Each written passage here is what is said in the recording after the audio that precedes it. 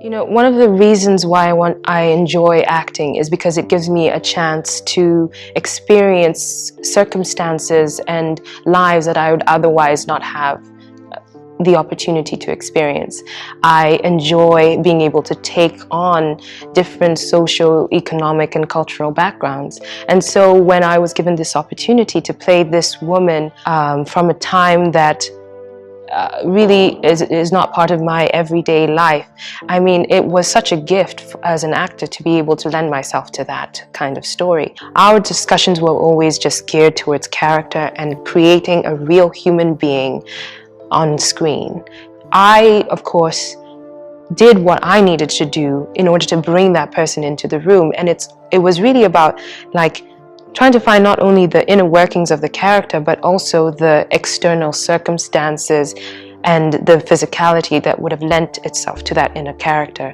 And that's what we really focused on building. So we never had any sort of like bigger picture discussion. And I'm really looking forward to that discussion happening on the public platform. You can never predict the outcome or reception of any film. But what you can do is you can give every ounce of yourself. You can work as hard as you possibly can every day and do your best to savor the process rather than the outcome.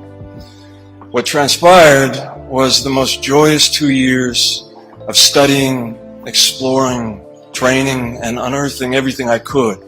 One of the greatest lessons I learned from this daunting assignment is that a performance is made up of so much more than just the efforts of one person. The thing that people don't understand about creativity, or one of them, is that there's no reason to be creative unless you have a problem to solve. You have to put yourself together in a creative manner, and it's no joke. And so early negative experiences allied with high intelligence and this kind of temperament that we were talking about is one of the things that fosters creative production. So artists teach people to see, and I mean that literally. It's very hard to perceive the world. Artists have always been on the frontier of human understanding. You know, the artist bears the same relationship to society that the dream bears to mental life. Like when you're dreaming at night, you're actually pretty creative when you're dreaming, and that's why when you remember your dream, you think, oh man, like where did that come from? Which is pretty weird, eh? That something can happen in your head and you have no idea how it got there or what it means. That's a bloody miracle. You know, every night that happens, it's like, I had a dream. Where did it come from? What does it mean that you had it? How can you not understand it? How can you produce something like that? It's like a whole movie that you don't even understand. You produce it. You don't produce it, you experience it. The dream is the thing that mediates between order and chaos. It starts to make chaos into order. So it's half chaos. That's why it's not comprehensible. And artists play exactly the same role in society. They're the visionaries that start to transform what we don't understand into at least what we can start to see. And they've always been that. They've always been at the vanguard. That's their biological niche. And the value of the theatre as a medium, I think, is terribly important. I think that it is the initial glamorizer of thought, is the theatre.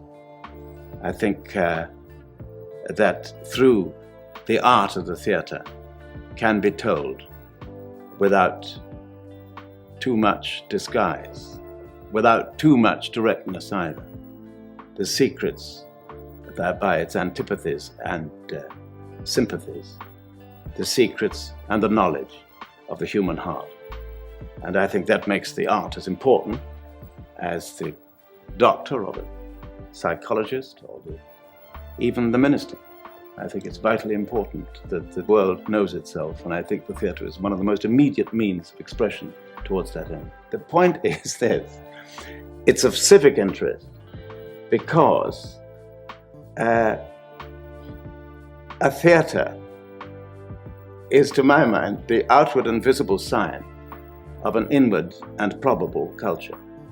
And I think that's important for every country to have. When you're on stage being Macbeth or whoever, you are in control of your world, of your environment. It's the spirit, the speed, the mood, the temperature of that performance, if you're the leading actor, lies in your hands.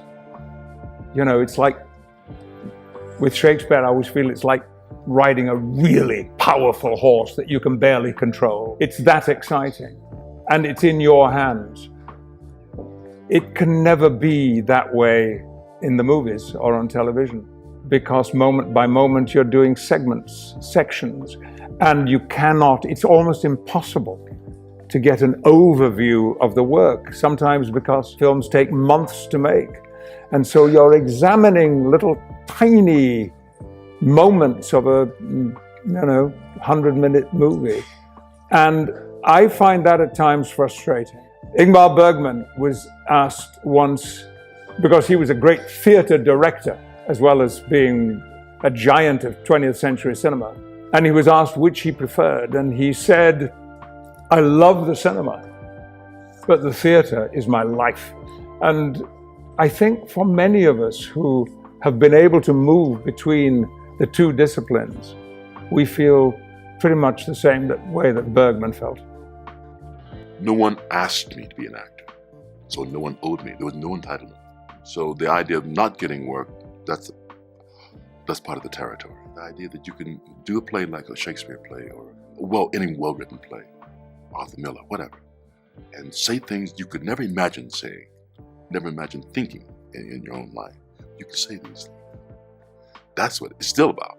Acting is not about anything romantic, not even fantasy, even though you do create fantasy. It's not about that. It's simply about something very, very concrete. A playwright conjures a vision of a world, and he interprets that world through words. You then take those words on stage or on the screen and try to bring it alive. Try to bring it alive by the interrelations between one character and another and what they say to each other. In movies, it's less important what they say, it's how they behave. It's about that. You can turn that dream to imaging. You can image yourself, imagine yourself, and then achieving it. Being able to plumb the depths of human feeling as much as Marlon Brando is able to. And then on the other end, in technique, find clarity and brilliance of language as much as Richard Burton did. Well, there's many, many different styles. I mean, I've heard of directors who screen test actors and then show the actor they cast the screen test of the other actor and say, see that idea? That's a very good interpretation. I've heard of directors that rehearse for several months with an actor and improvise with them and incorporate that into their script and then cast somebody else. I mean, there's infinite varieties of ways to skin the cat, and the pursuit of excellence, the wonderful moment of inspiration. It's a free for all. I think you have to be a strong, independent woman to keep your head in this business. As a great director once said to me, in your line of work, there's a very high mortality rate. You've got to be strong, not to fall for the wrong aspects of your own growth. To keep it simple, to remember that you have a dedication to a craft, to a job, and to keep growing as an individual and to never rest in that with each character, it's a whole human being, it's a whole investigation. And as you grow as a person, to just not to stop, to allow yourself to develop. I hope my greatest accomplishments are still to come. That's what I hope. That's not what makes you strive. I think what makes you strive is just the fear that what you're doing right now won't work. And you won't be any good in it, and nobody will ask you back again. And there's so many actors out there trying to make it. There's so few jobs for them to take. Even though, for my money, there's too many movies being made. But that sounds like a paradox. So yeah, just the fear that you're putting yourself out there on a limb every time you act because you're being judged, and that's fair enough. But it's you as a person that's being judged. It's not the. So maybe it's different. Maybe I'm underestimating what a carpenter does. But say a carpenter makes a chair, the chair is judged ultimately. I don't know.